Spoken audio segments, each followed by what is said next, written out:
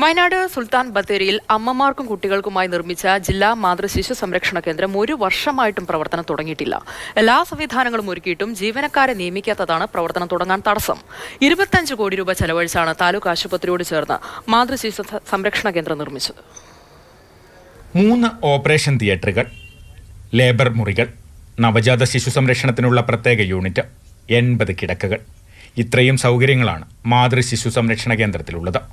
ആവശ്യമായ ഉപകരണങ്ങളും എത്തിച്ചിട്ടുണ്ട്. ആരോഗ്യവകുപ്പ് മന്ത്രി ആശുപത്രി സന്ദർശിച്ചപ്പോൾ 2 മാസത്തിനകം കേന്ദ്രം തുറന്ന് പ്രവർത്തനം ആരംഭിക്കുമെന്ന് അറിയിച്ചിരുന്നു.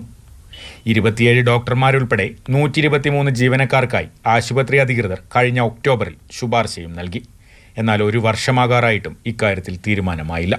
ഇവിടുത്തെ പാവപ്പെട്ടവർക്ക്, സാധാരണക്കാരനും ആദിവാസികൾക്ക് വേണ്ട ഈ ഹോസ്പിറ്റല് ഇന്ന് കോടികൾ മുടക്കിയിട്ട് ജനങ്ങൾക്ക് ഉപകാരമില്ലാത്ത രീതിയിൽ കിടക്കുകയാണ്. മാനന്തവാടി ജില്ലാ ആശുപത്രി മെഡിക്കൽ കോളേജ് ആശുപത്രിയായി ഉയർത്തിയതോടെ ബത്തേരി താലൂക്ക് ആശുപത്രിയെ ജില്ലാ ആശുപത്രിയായി ഉയർത്തണമെന്ന ആവശ്യവും ഉയർന്നു.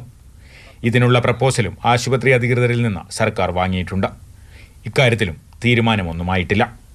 ആവശ്യമായ ജീവനക്കാരെ നിയമിച്ച എത്രയും വേഗം മാതൃശിശു സംരക്ഷണ കേന്ദ്രം തുറന്നുകൊടുക്കണമെന്ന ആവശ്യമാണ് ഉയരുന്നത്.